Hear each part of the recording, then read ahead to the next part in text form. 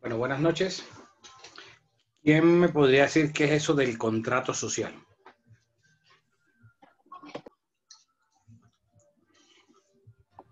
Doc, yo tengo una pregunta, ¿se la puedo hacer ahorita o cuando acabemos? Dime. Doc, lo que pasa es que yo estoy mirando en esos cuadernillos de Legis de mis clases para hacer el trabajo de nosotros. Entonces dice que una de las causales de disolución de la sociedad colectiva es por incapacidad sobreviniente a alguno de los socios, pero no entiendo el término. O sea, la incapacidad sobreviniente es cuando, digamos que la persona le tienen que pagar daños emergentes de algo, de una incapacidad, pero no entiendo cómo se aplica esto de la sociedad colectiva. Cuando, por ejemplo, queda la persona incapacitada, queda con una incapacidad para poder seguir desarrollando la actividad, porque en la sociedad colectiva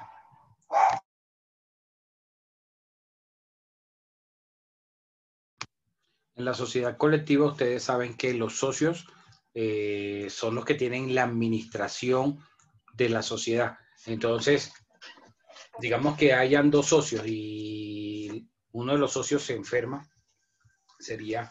y no pudiera estar ejerciendo la actividad dentro de la sociedad, se entiende que eso sería una causal para disolver la sociedad, porque digamos, como son sociedades personalistas, son sociedades de personas, a diferencia de las sociedades que se consideran sociedades de capital, la gente va a reconocer la sociedad a través de esos socios, que son los que hacen esa actividad.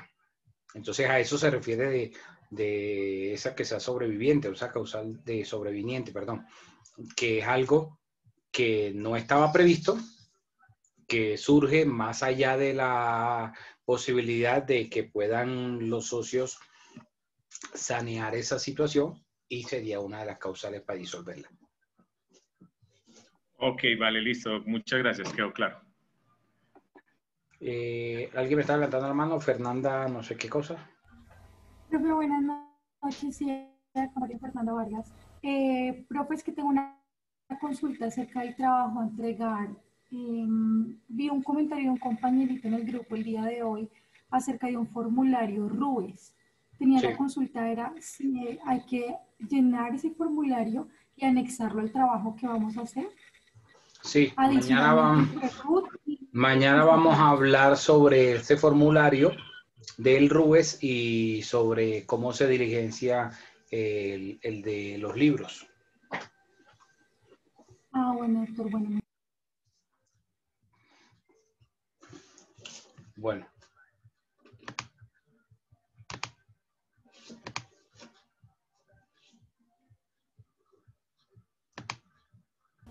¿Quieres aparecer en la pantalla? Profesor, ¿estaba preguntando sobre el contrato social? Sí. Te escucho. Listo. El contrato social es todo ese conjunto de documentaciones cuando se va a constituir una empresa que formaliza para el registro en la Cámara de Comercio. Tengo entendido que es eso, el contrato social. A ver, repíteme otra vez.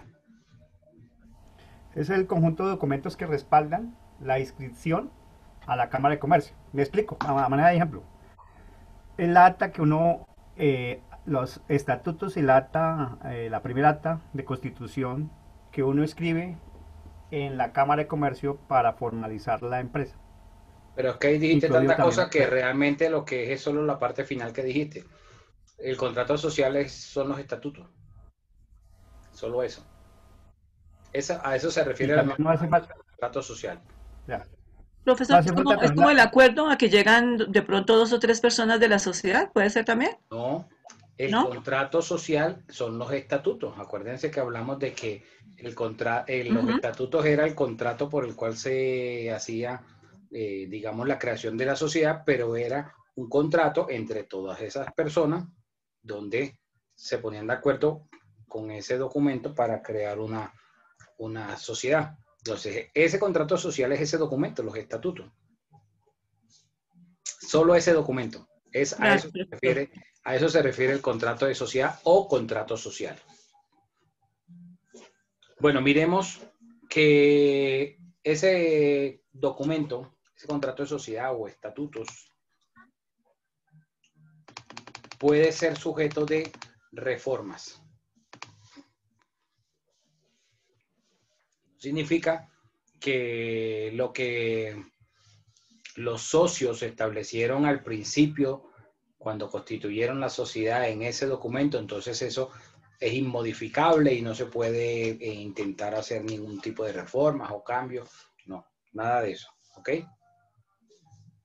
Miremos el artículo 158.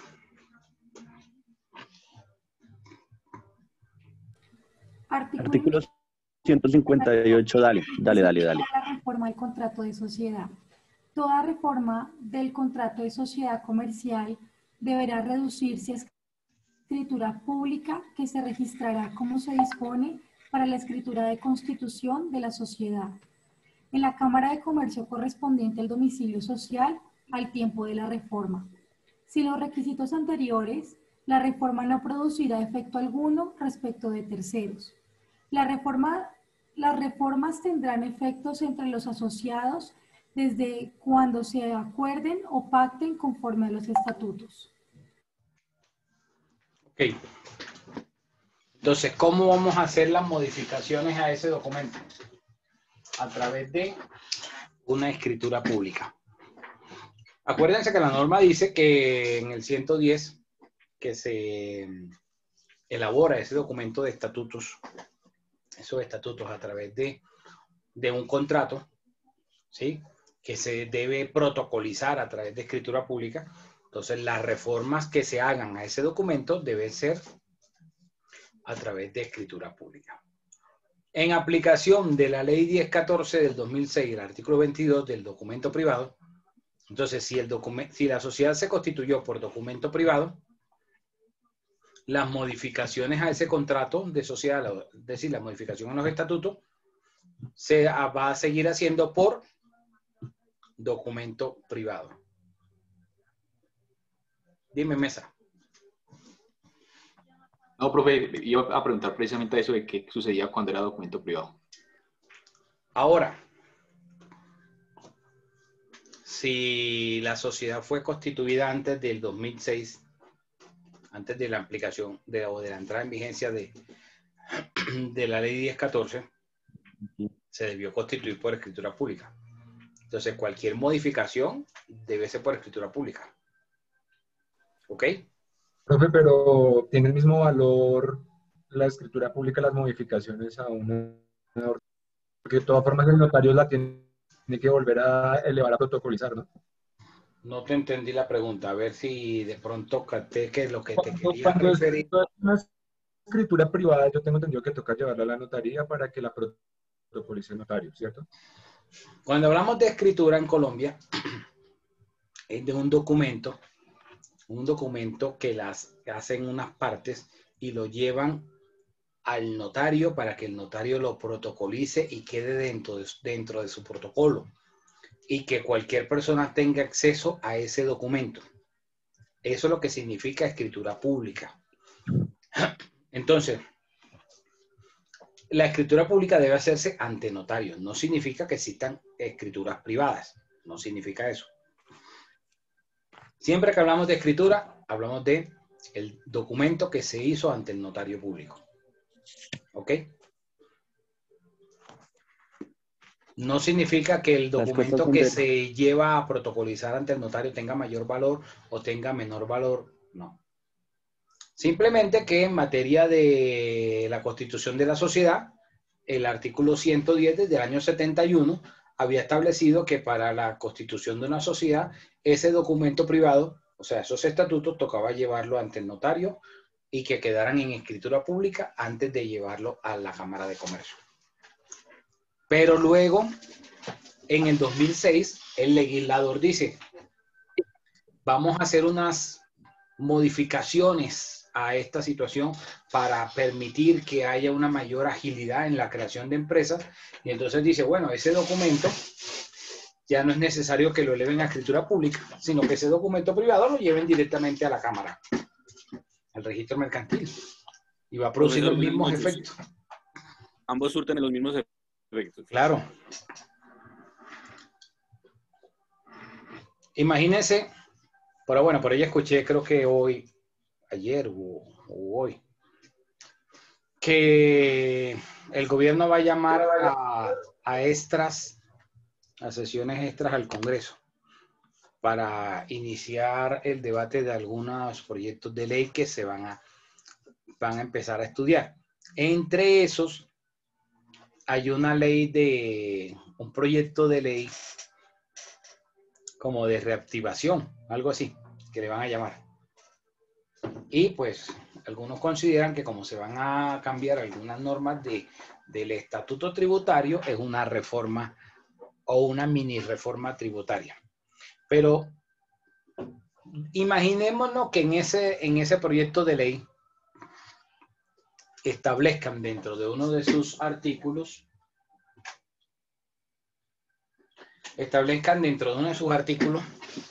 que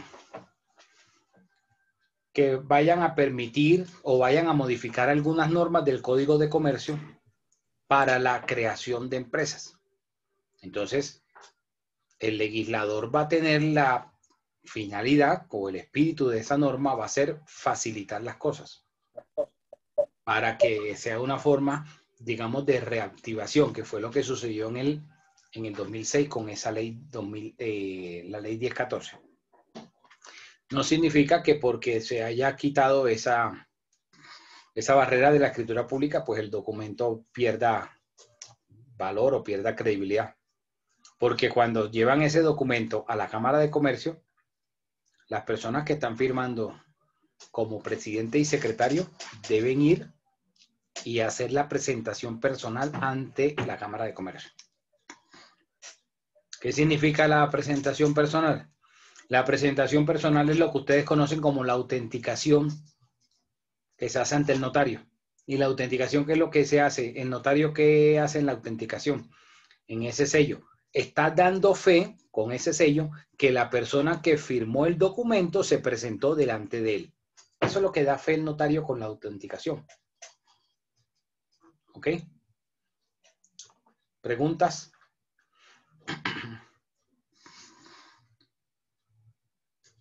¿Está claro? Sí, profe. Ok. Bueno.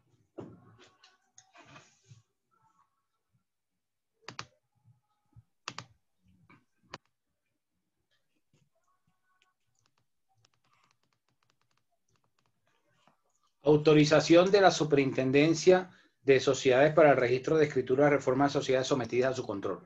¿Quién me ayuda con este artículo 159? Autorización de la Superintendencia de Sociedades para el Registro de Escrituras de Reformas de Sociedades sometidas a su control. Artículo subrogado por el artículo 13 de la Ley 44 de 1981. El nuevo texto es el siguiente. Las cámaras de comercio se abstendrán de registrar las escrituras de reforma sin la previa autorización de la superintendencia, cuando se trate de sociedades sometidas a su control. La violación de esta disposición será sancionada con multas de 100 a 500 pesos. Debe ser el salario mínimo, ¿no, profe? Bueno, tocaría mirar, ya miramos a ver si aquí...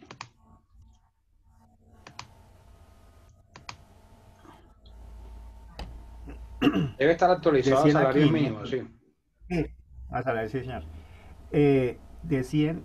Dice que quedó modificado y dice que las multas son hasta de 200 salarios mínimos legales mensuales vigentes. Perfecto. Entonces dice, con la claridad, la Superintendencia de Sociedades a la Cámara de Comercio responderá de la infracción. Ok. Bueno, ¿cuándo una sociedad está sometida a vigilancia y control de la Superintendencia de Sociedades? No es que de pronto ustedes piensen que los funcionarios de la Superintendencia de Sociedades andan por ahí despachados y entonces dicen, vamos a ver qué sociedades están en la Cámara de Comercio cumpliendo con sus obligaciones. Y entonces si no está cumpliendo, le llegamos y empezamos a revisarles y tal. Cuando hay una intervención, si quiere una visita de la Superintendencia de Sociedades, es porque ha mediado por lo menos una queja. Alguien, o sea, que es un socio o un acreedor, alguien ha informado a la superintendencia de que presuntamente X sociedad no esté cumpliendo con lo que la ley le exige que deben cumplir las sociedades. Entonces, realizan una primera visita. En esa visita que realiza la superintendencia, pide toda la documentación, los libros y empiezan a analizar si están llevando las cosas conforme lo ordena la ley comercial, el Código de Comercio. Si la sociedad no está llevando las cosas como ordena la ley, entonces la superintendencia inicia un proceso de control de la sociedad. ¿Okay? Una vigilancia y control.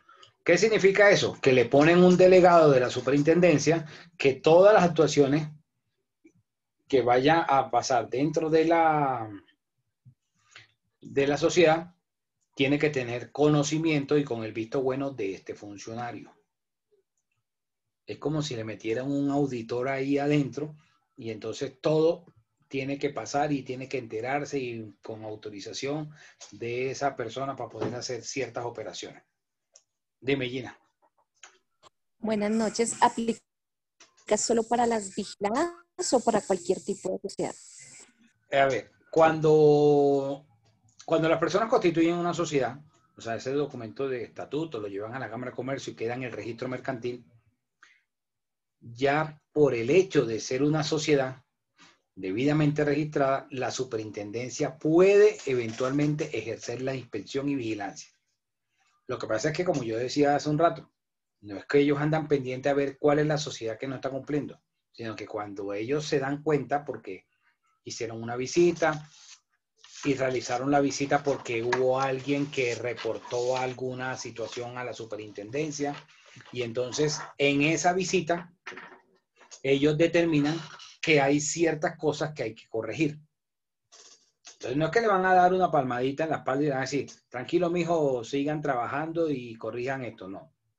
Le colocan una persona que va a intervenir la sociedad y todo va a ser con el acompañamiento de ese funcionario.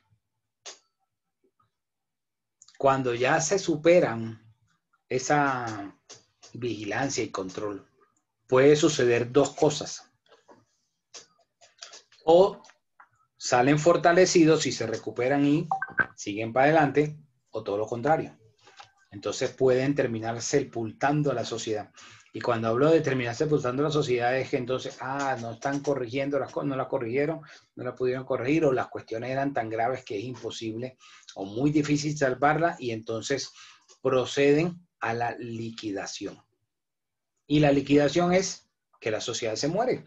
La sociedad va a dejar de ejercer su objeto social y tiene que empezar a pagar con lo poco que tenga, pagar lo que le deba para finalizar la sociedad como tal.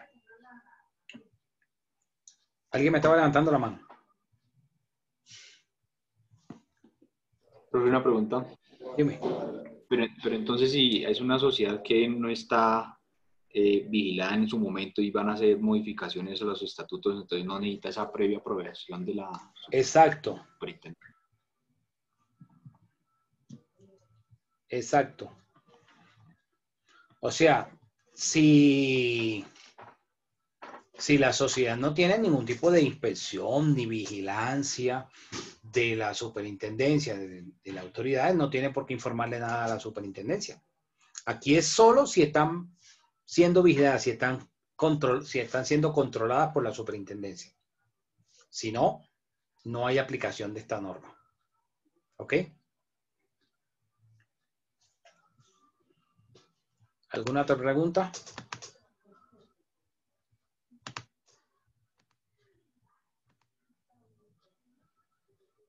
Bueno, sigamos. Artículo 160.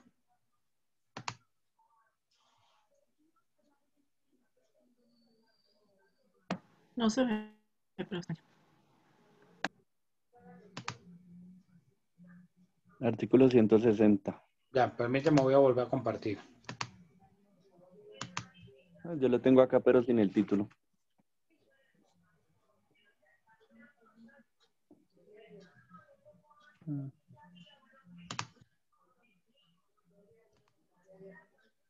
Artículo ¿Qué les aparece? 160, registro. Sí, señor. Bueno, listo, ¿quién lo lee? Artículo 160. Artículo 160, registro de escrituras de reforma social, sucursales. Las escrituras en que consten las reformas del contrato social se registrarán también en las cámaras de comercio correspondientes a los lugares en donde la sociedad establezca sucursales. Eso lo entendemos, creo.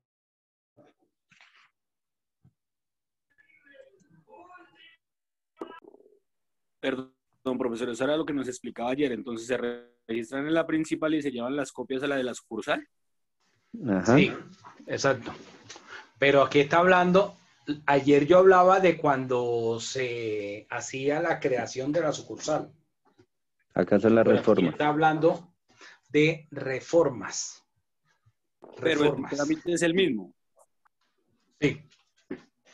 Yo decía ayer era de cuando se está constituyendo la sucursal. Y aquí ya está la sucursal constituida, está en la otra cámara del lugar donde está la sucursal. Entonces, todas esas reformas estatutarias que se hagan en el domicilio principal deben ser también registradas donde se encuentra la sucursal.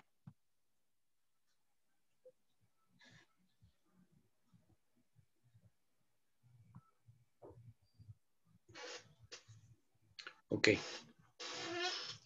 Bueno, 161. Artículo 161. Mecanismos de reforma en sociedades por cuotas o partes de interés. En las sociedades por cuotas o partes de interés, las reformas se adoptarán con el voto favorable de todos los asociados, siempre que la ley o los estatutos no prevengan otra cosa. En las sociedades por acciones podrán adoptarse con el voto favorable de un número plural de socios con no menor del 60% de las acciones representadas, salvo en que los estatutos exija un número mayor de votos.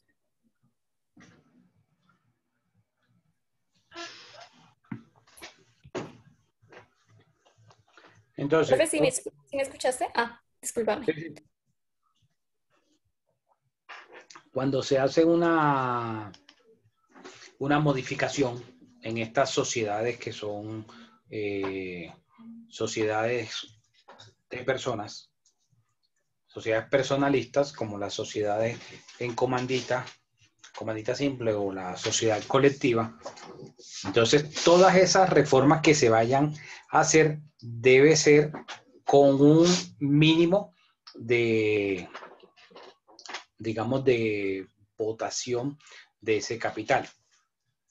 Si estamos hablando de las sociedades colectivas, las sociedades en comandita o las sociedades en comandita simple o las sociedades limitadas, entonces necesitamos que esas reformas sean aprobadas por la totalidad, es decir, por el 100% del capital de la sociedad.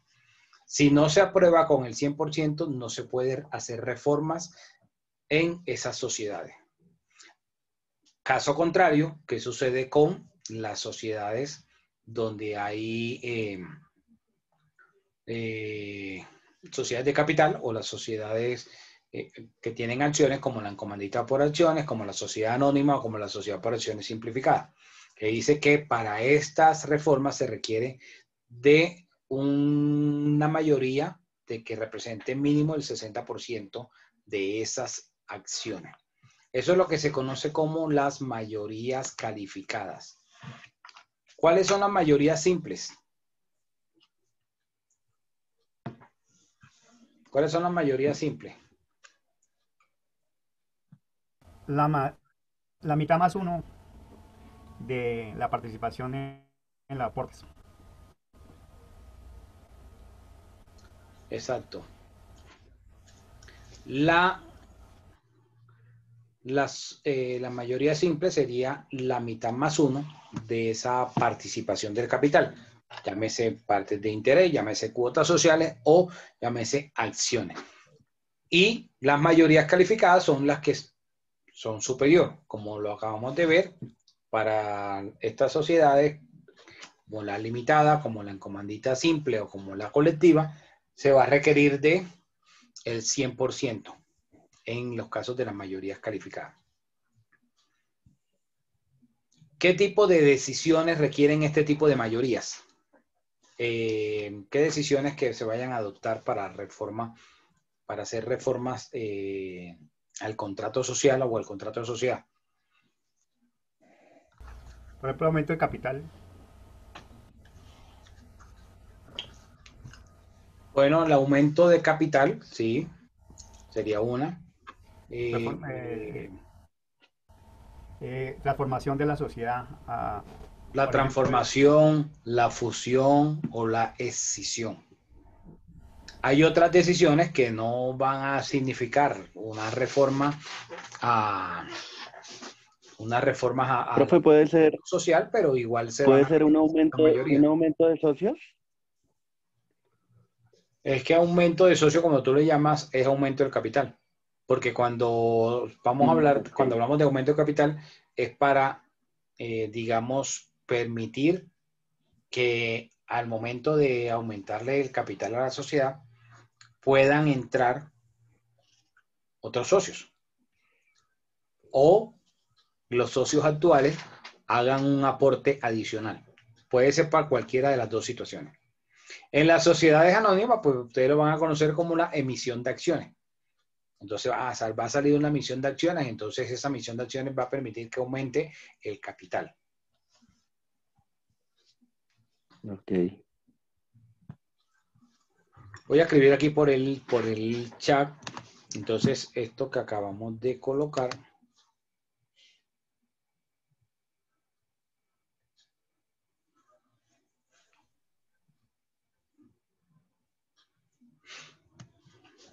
Profe, yo tengo una pregunta.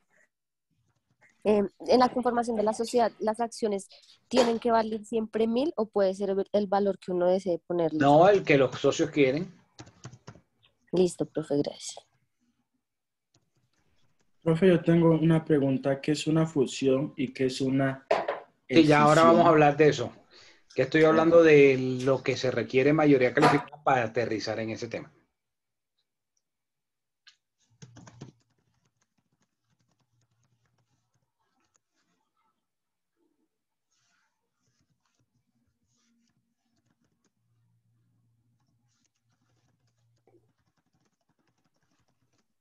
¿Esos son los que requieren mayoría calificada, profe?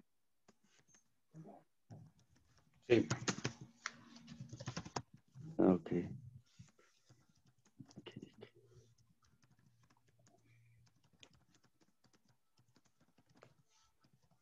Aquí hay dos situaciones. Unas decisiones que se tomen por mayoría calificada que van a, como dice la norma, hacer una reforma al contrato de sociedad. Y otras decisiones que no son una reforma al contrato de sociedad, no son una reforma a los estatutos, pero de igual manera requieren de una mayoría calificada. Entonces, como lo mencioné anteriormente, ¿cuáles transformaciones o cuáles reformas al contrato social van a necesitar de estas aprobaciones por mayoría calificada? La transformación de la sociedad. ¿Cómo se puede transformar una sociedad? Hombre, si la sociedad es colectiva, entonces dicen, bueno, vamos a cambiar, entonces dejemos de ser una sociedad colectiva y volvámonos a una sociedad limitada, de responsabilidad limitada, por el tema de que entonces ya los socios no van a responder con su propio patrimonio frente a todo lo que haga la sociedad y van a responder solo frente al aporte que han hecho a la sociedad. Entonces, esa transformación de la sociedad va a ser una de las reformas a los estatutos que va a requerir de unas mayorías calificadas. ¿Cuál podría ser otra situación que requiera de mayorías calificadas y que sea una reforma a los estatutos? La fusión. Ahorita vamos a mirar los artículos donde habla de la transformación, la fusión, la decisión. La fusión es cuando una sociedad absorbe a otra. Es decir, cuando dos sociedades se unifican y queda siendo una sola. Y ahí hablamos entonces de la sociedad absorbente y de la sociedad fusionada.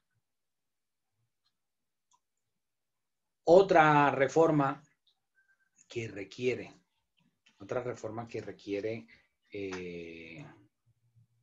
modificación de los estatutos y que se necesita mayoría calificada va a ser la escisión. ¿Qué es la escisión? La escisión es cuando de una sociedad sale una sociedad hija, por decirlo de alguna forma. Entonces, la sociedad tiene X tiempo ya de estar funcionando en el mercado y dice, no, vamos a crear otra línea o vamos a crear otra sociedad. Entonces, no necesariamente van a tener que constituir una nueva, sino que pueden, parte del capital que tiene la sociedad, pueden, digamos, segregarlo y destinarlo a esa sociedad hija que nace a partir de esa situación. Doctor, qué pena, ¿usted me puede repetir el término? ¿La qué? ¿La escisión? Escisión, ahí está escrito en el chat. Escisión, ESC. Entonces, fusionar es agrupar y escindir es separar. El aumento de capital también es otra decisión que va a significar una reforma a los estatutos y va a requerir de una mayoría calificada. Pero no son las únicas decisiones que van a requerir de mayoría calificada. Puede suceder que la sociedad tome la decisión en su momento, tome la decisión de aprobar la entrega, el reparto de utilidades. Una cosa es que la sociedad reporte utilidades y otra cosa es que tengan que repartirlas. Entonces, para que sea necesaria la aprobación de ese reparto de utilidades, se requieren las mayorías calificadas. Profesor, una pregunta. ¿La decisión tiene que quedar estipulada en los estatutos o no? Claro. Ah, ok.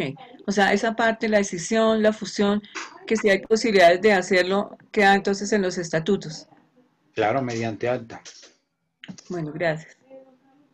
Igual otra situación va a ser que los socios decidan hacer unas reservas ocasionales, aparte de la reserva legal. Esa también es otra decisión que requiere mayoría calificada. ¿Ustedes creen que el nombramiento del representante legal requiera de mayoría calificada? No. Creo que es simple. Sí, profe. Sí, yo creo que sí, Doc. ¿Quién fue el primero que contestó? No, yo, Oscar. Exacto. No, Oscar, profe, no requiere. Estás en lo cierto, no requiere de mayoría calificada. Fíjense el ejemplo de Ecopetrol. Fíjense el ejemplo de Ecopetrol. Ya salió a decir que van a repartir utilidades. Y hay veces, hay años que dice que no va a repartir utilidades. Entonces ustedes pensarán, bueno, pero ¿cómo pueden decirlo si hay una cantidad de socios que son minoritarios y todavía no han llegado a la asamblea y tal? Pero resulta que en las sociedades anónimas, como lo es Ecopetrol, para tomar ese tipo de decisiones se requiere el 78%. Entonces, como ellos tienen más del 78% del control de la sociedad, del capital, de una vez van diciendo, este año vamos a repartir utilidades. O sea que esa minoría, esos socios minoritarios, tienen que seguir la suerte de lo que diga el gobierno. Doc, pero una pregunta, esa repartición de utilidades a esa minoría, a esos socios minoritarios, ¿también les toca algo o no? ¿O eso es tasado o prorrateado? Sí, claro, sí les toca, de acuerdo a la participación, entre más tenga la persona, pues mayor va a ser la participación, porque estiman que sea, creo que 37 pesos por acción. Entonces depende del paquete accionario que tenga. Ok, Doc, muchas gracias. No, ya no estudio más. Dime.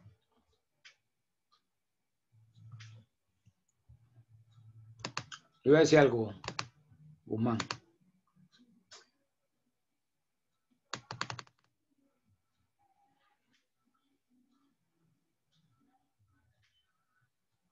El artículo 162. ¿Quién me ayuda? La disolución anticipada, la fusión, la transformación y la restitución de aportes a los asociados en los casos expresamente autorizados por la ley son reformas estatutarias.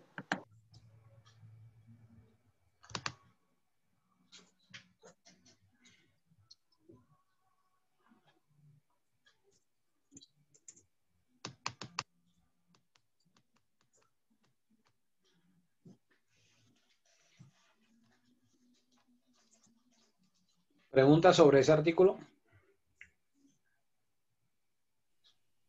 Profe, ahí dice que la fusión y ahorita estamos viendo que se necesitaba mayoría calificada para la fusión, ¿también se puede por la reforma?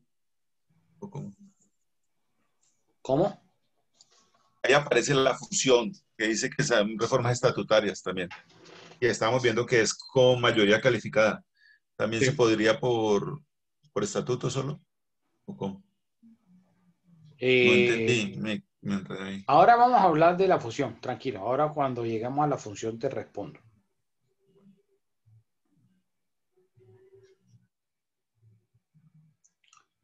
Miremos el 163. Artículo 163. Designación o revocación de administradores o revisores fiscales. La designación o revocación de los administradores o de los revisores fiscales previstas en la ley o en el contrato social no se considerará como reforma, sino como desarrollo o ejecución del contrato, y no estará sujeta sino a simple registro en la Cámara de Comercio, mediante copias del acta o acuerdo en que conste la designación o la revocación. Las cámaras se abstendrán, no obstante, de hacer la inscripción de la designación o revocación cuando no se hayan observado respecto de las mismas las prescripciones de la ley o del contrato. La revocación o reemplazo de los funcionarios a que se refiere este artículo se hará con el quórum y la mayoría de votos prescritos en la ley o en el contrato para su designación. Ok. Entonces, si ustedes miran, designar al administrador de la sociedad o reemplazarlo, así como el revisor fiscal, no son reformas estatutarias.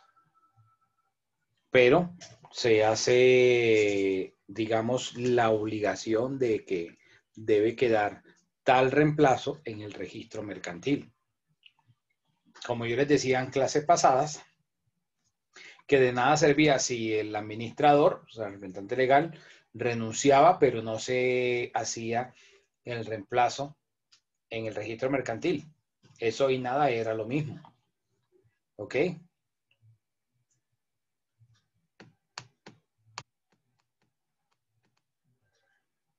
La sociedad puede cambiar de domicilio y es una reforma estatutaria.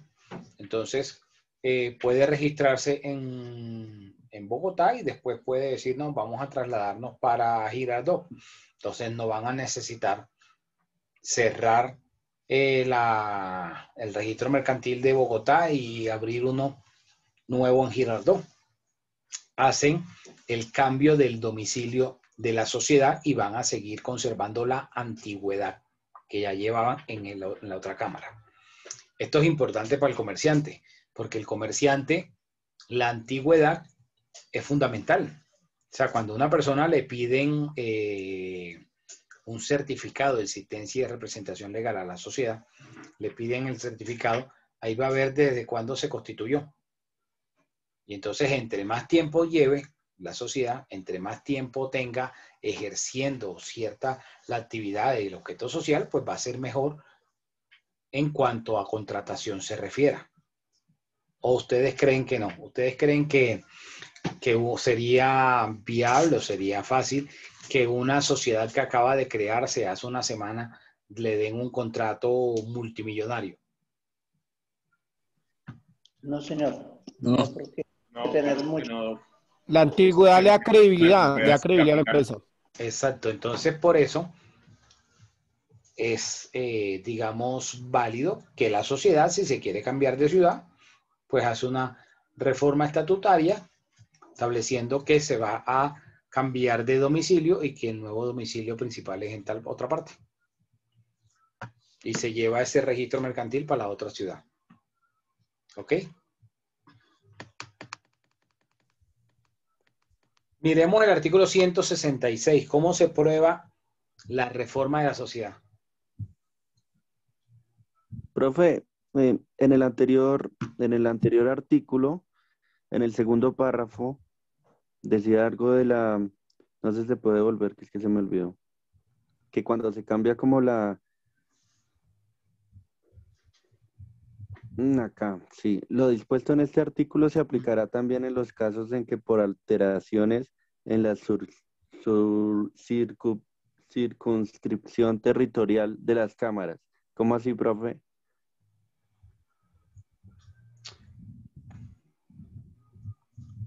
¿Qué significa eso? Digamos que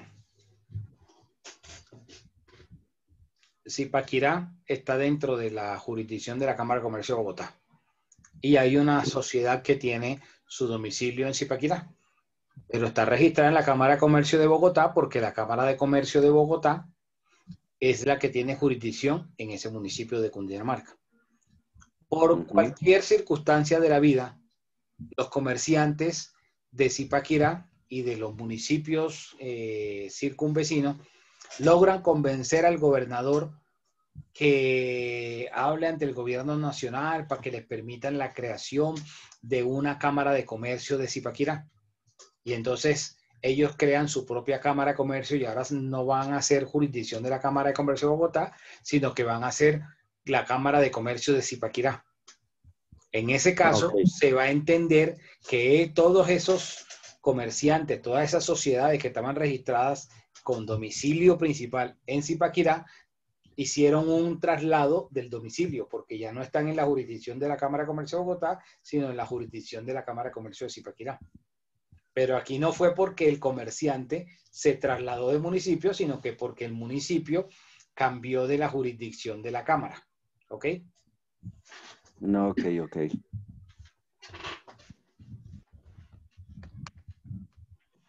Bueno, ¿quién me ayuda con el 166?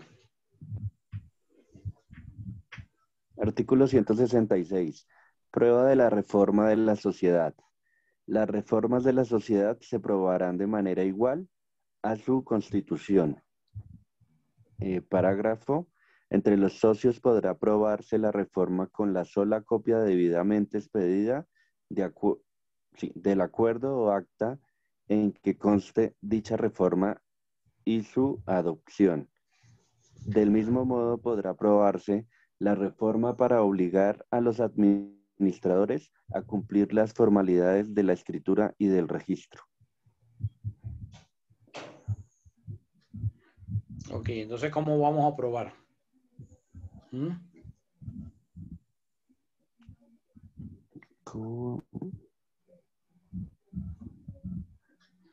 Pues acá dice que ¿Cómo probamos la constitución de la sociedad?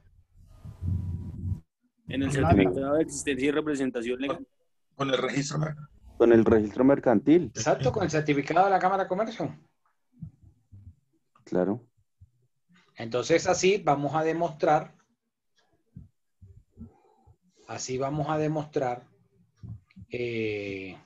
cualquier reforma al contrato de sociedad con el certificado.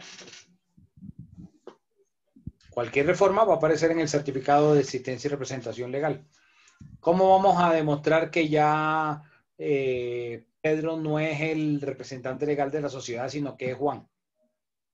Con el certificado de existencia y representación legal, donde diga que a partir de tal fecha, por acta número tal, se nombró como representante legal a Juan. Así vamos a aprobar esa reforma. ¿Certificado de qué, profe? ¿Qué pena? Existencia y representación legal.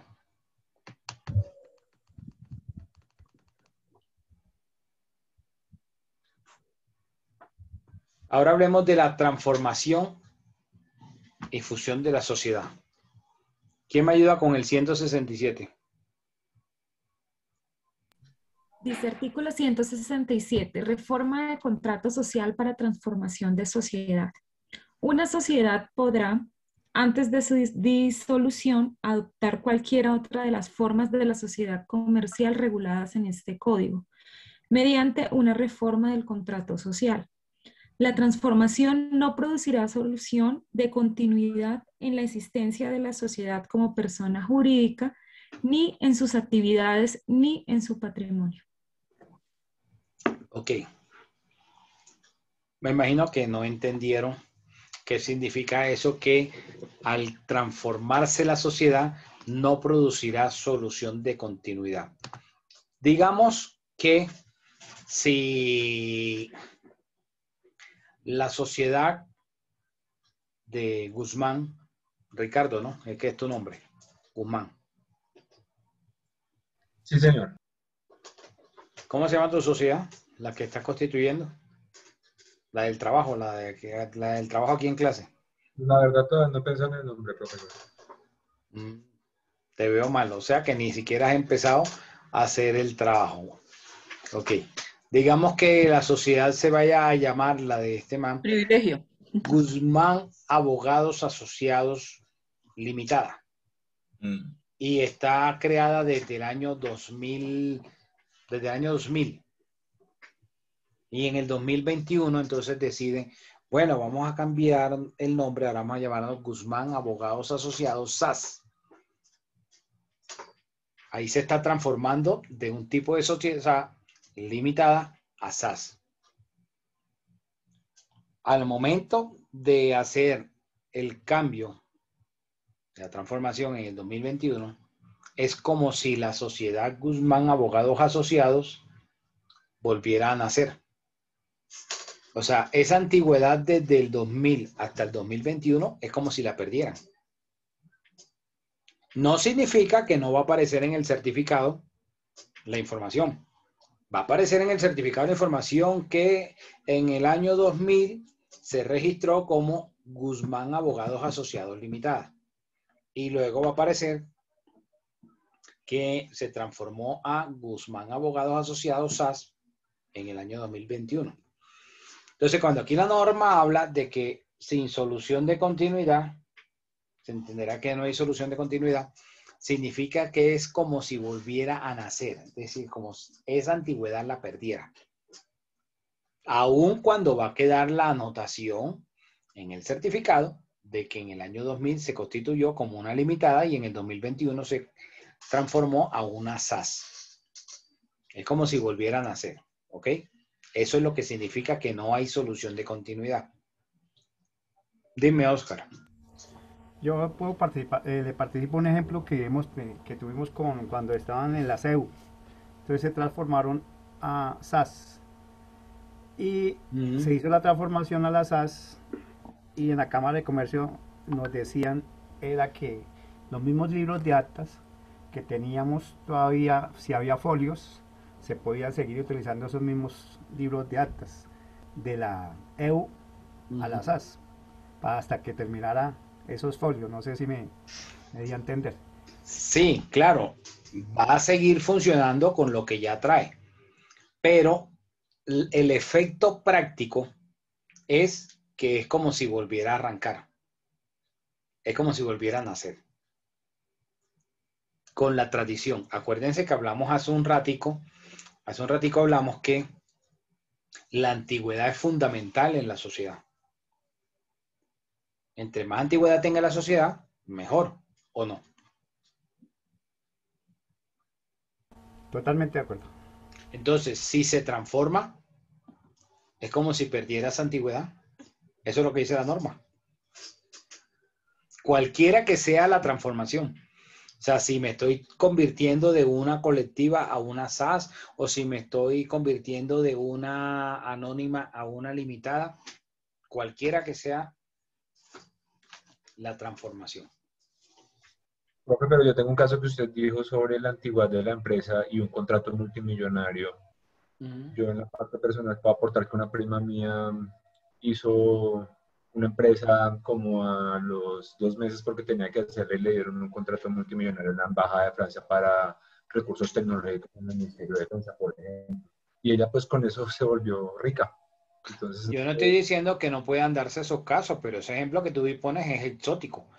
Pero si tú miras, por ejemplo, pongamos un ejemplo más aterrizado a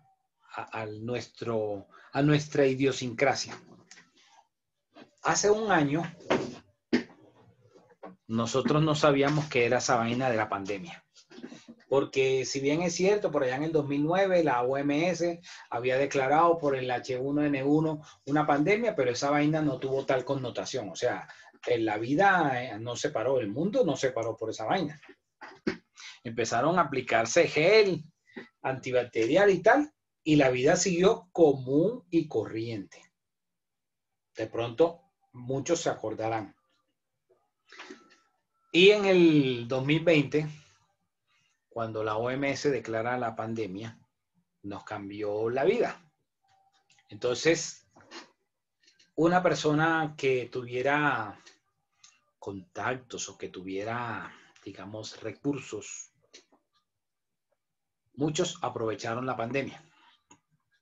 ¿Cómo la aprovecharon? Pues creando empresas, metiéndose en el negocio de fabricación de tapabocas, de todos estos temas que nosotros estamos viendo que se volvieron de nuestro diario vivir y que quién sabe por cuánto tiempo más seguiremos con esas medidas sanitarias.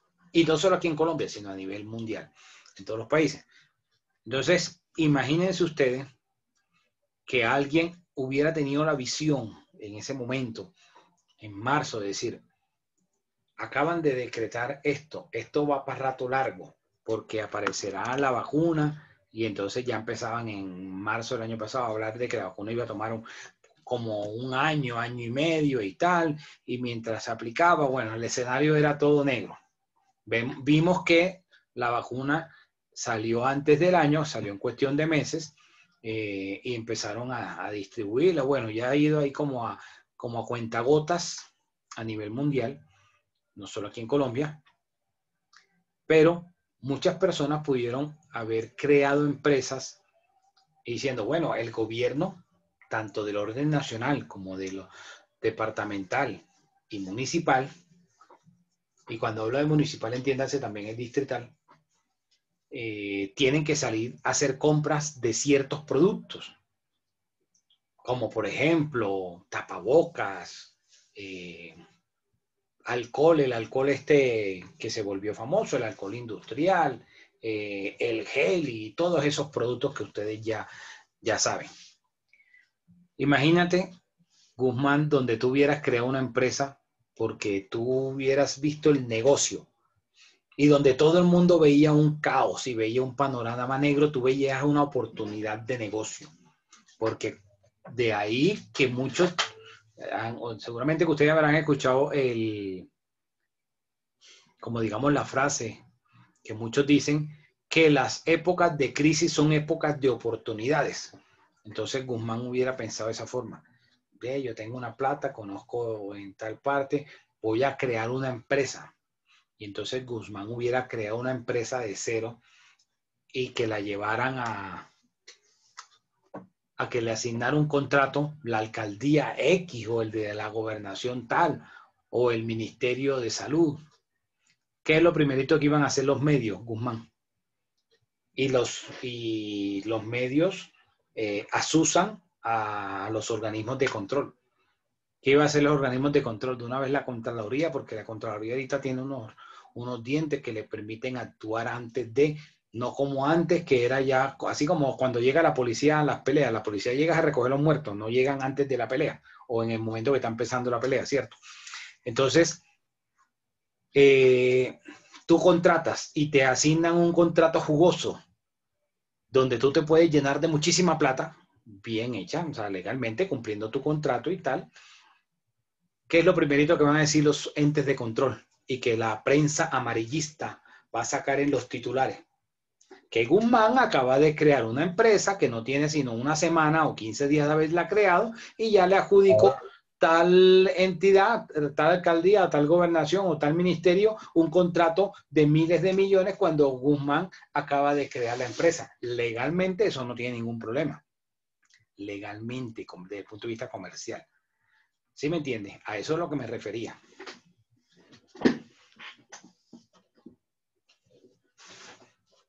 No sé si pasó. Es probable que haya pasado. ¿Cómo? Ustedes van a pensar que yo incurrí en lavado de activos.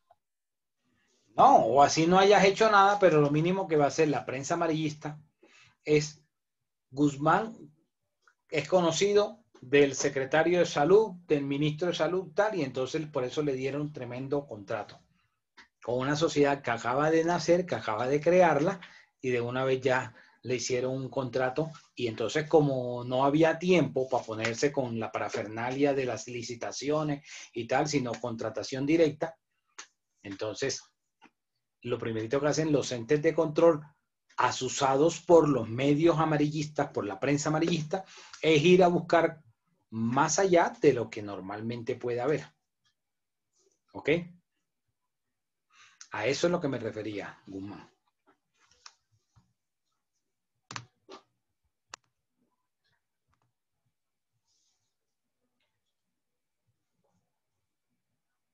Bueno, continuemos.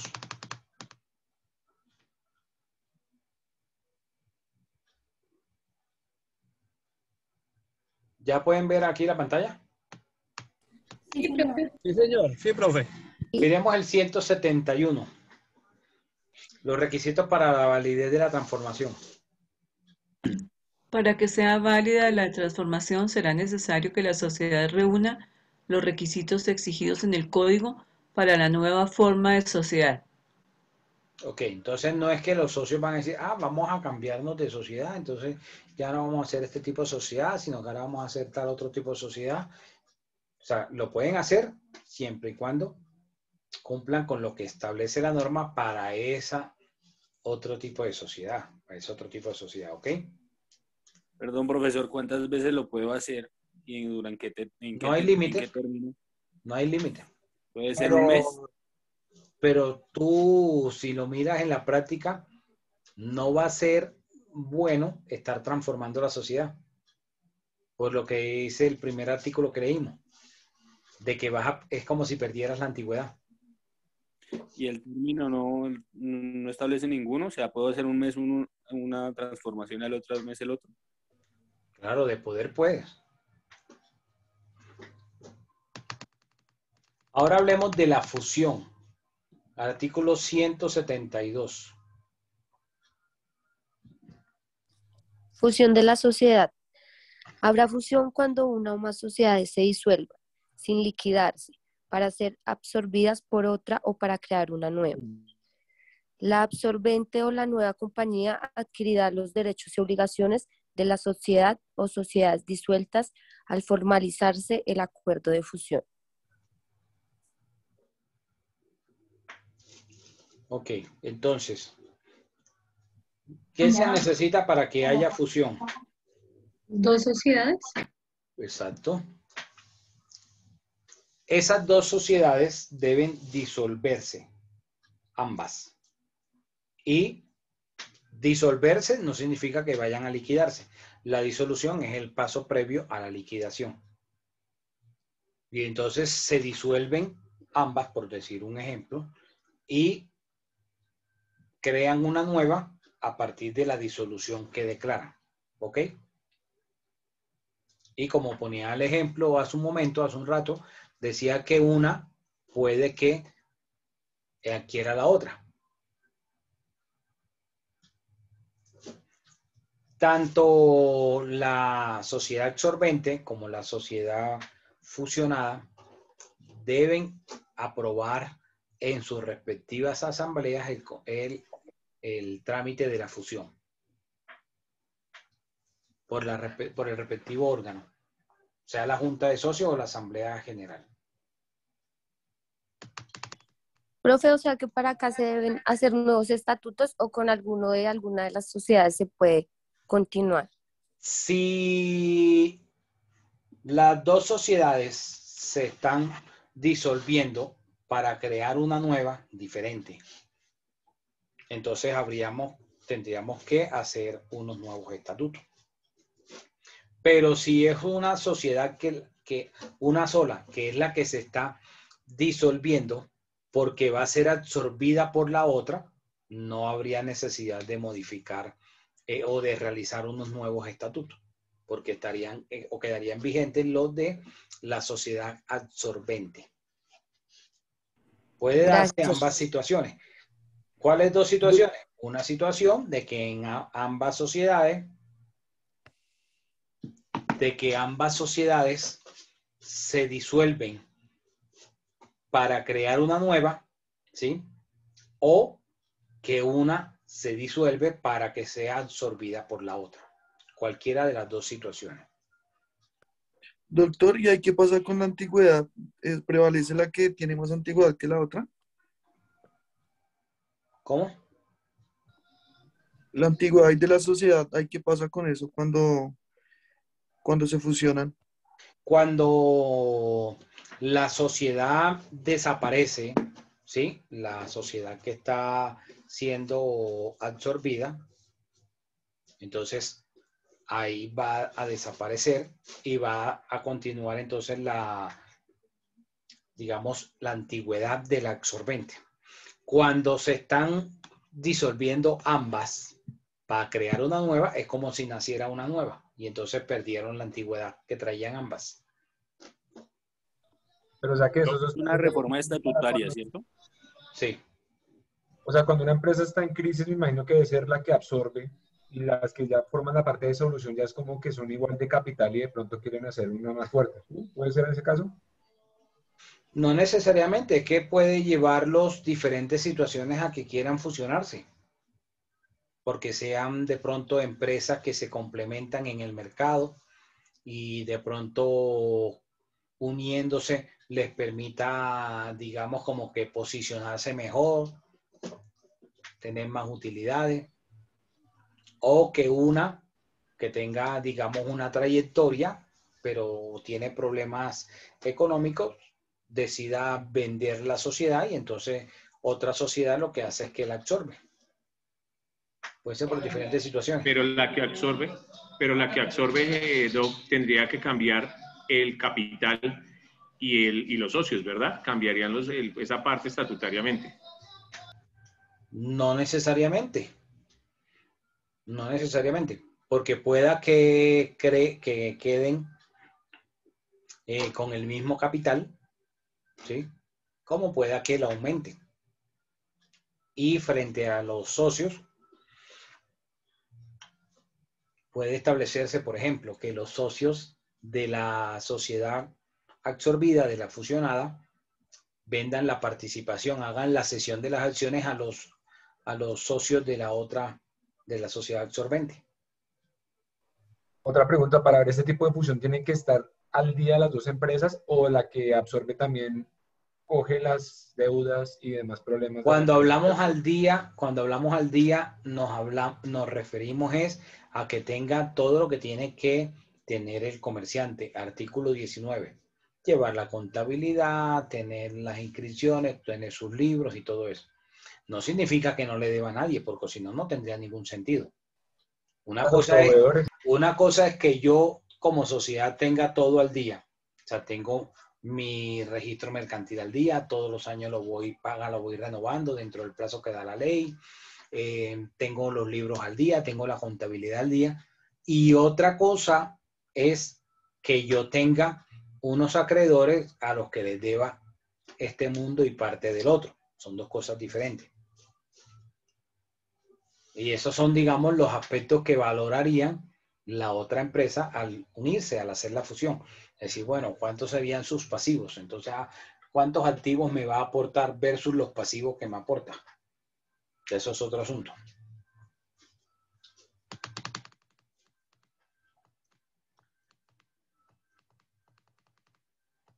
Bueno, ahí están, digamos, lo que debe llevar los documentos y eso.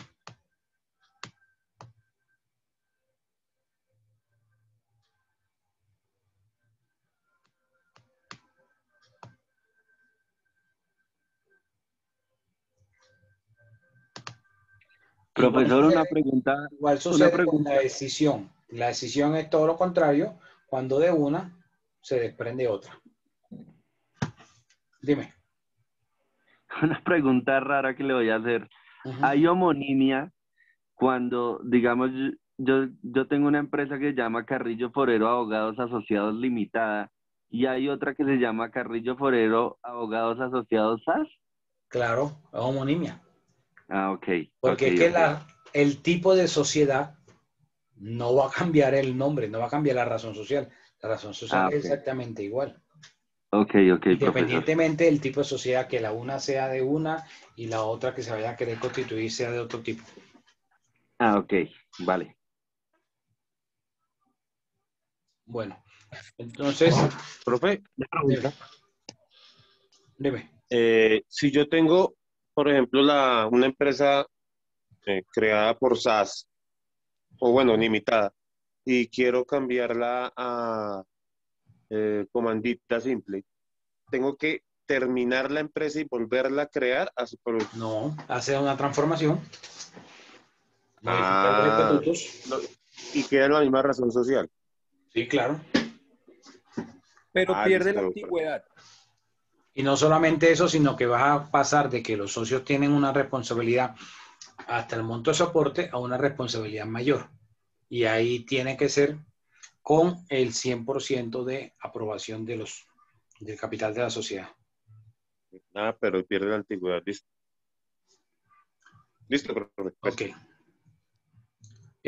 La verdad, ese ejemplo es exótico, puede darse, pero es poco atractivo de que las personas lo hagan, porque más bien hacen es todo lo contrario, de que tienen demasiada responsabilidad o ilimitada y quieren pasarla a una que tenga menor responsabilidad.